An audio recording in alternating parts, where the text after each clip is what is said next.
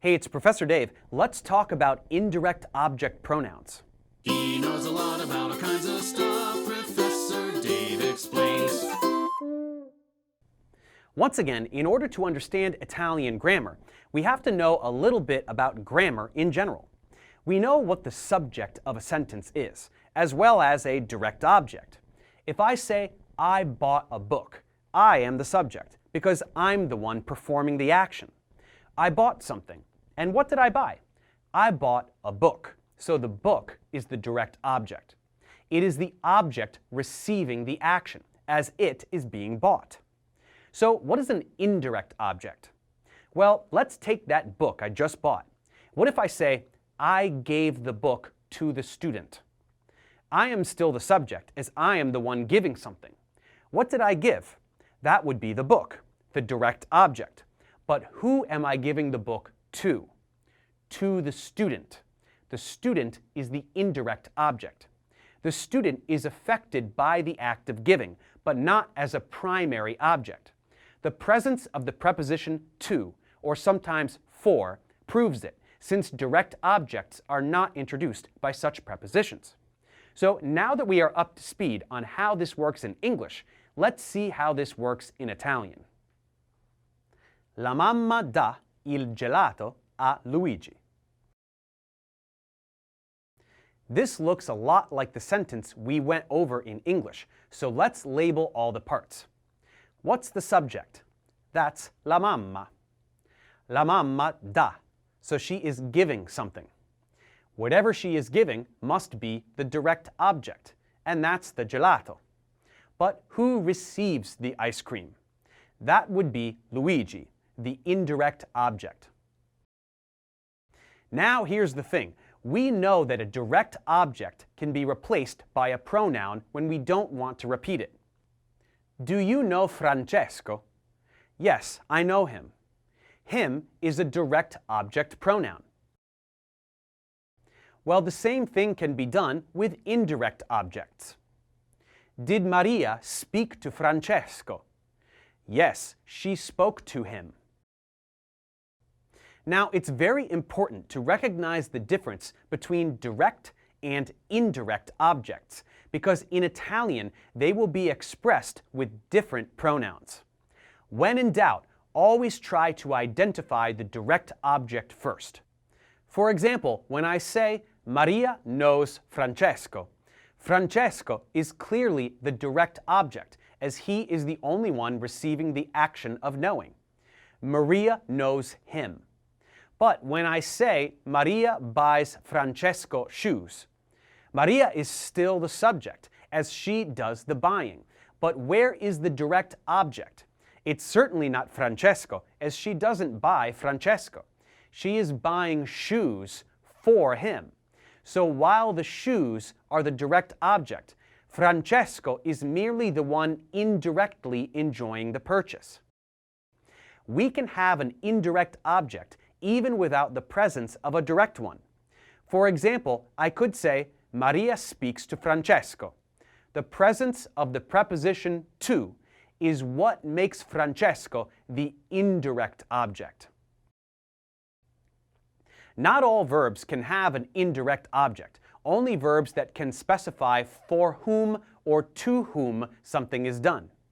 Here are the most important ones, with the indirect object clearly highlighted. Mandare. Mando una lettera alla zia. Comprare. Compro il latte per i bambini. Spiegare. Spiego la chimica agli studenti. Dare. Do la mancia al cameriere. Offrire. Offro il tè alle signore. Preparare. Preparo la colazione a Giulio. Regalare. Regalo una scatola di cioccolatini alla nonna. mostrare. Mostro le foto delle vacanze ai miei amici.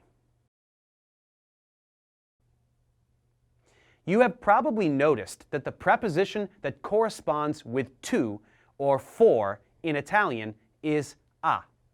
The simple preposition will be in front of proper nouns, and the preposition combined with articles will be used in front of regular nouns. Now we need to see how to substitute these indirect object phrases with indirect object pronouns. As we said, even though in English the pronouns don't change much, in Italian they do.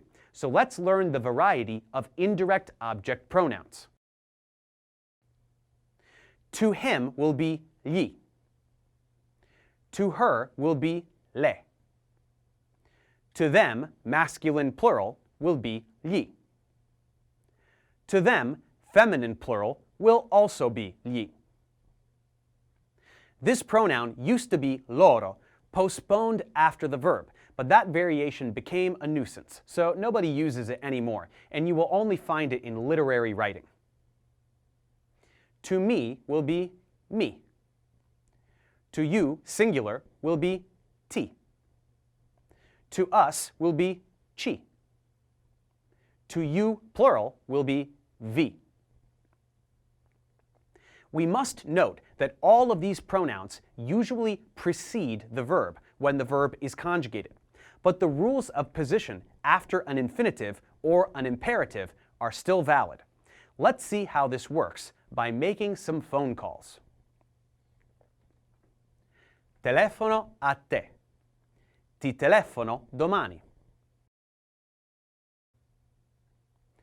Telefono a voi. Vi telefono venerdì.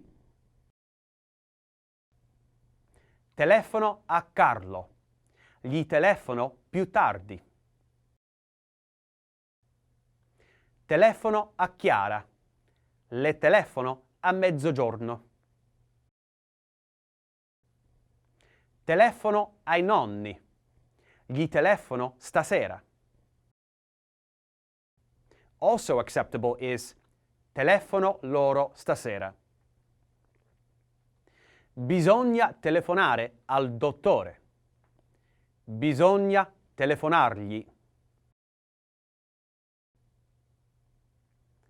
Vuoi telefonare a Maria? Vuoi telefonarle? Or another option, le vuoi telefonare? In fact, with the modal verbs, potere, volere, and dovere, the pronouns can precede or follow, just like when we use direct object pronouns. Telefona a tuo padre. Telefonagli subito. With the imperative mood, they always follow, but we will discuss that later. Let's put this in context. It's the holiday giving season, and you need to send gifts to your loved ones.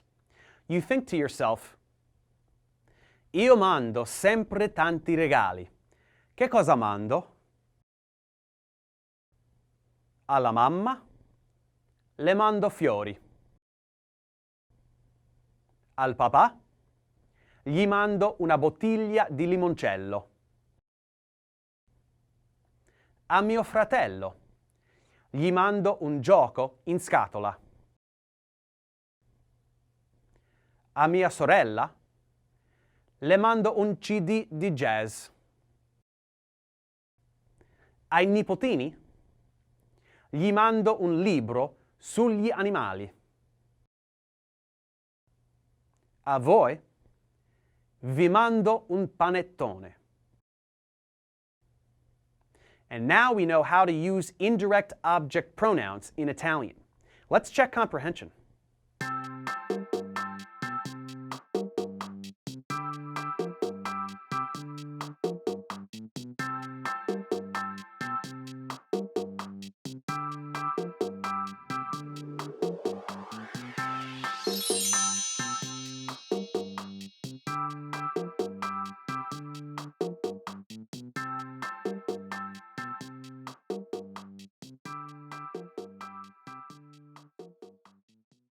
Thanks for watching, guys. Subscribe to my channel for more tutorials. Support me on Patreon so I can keep making content.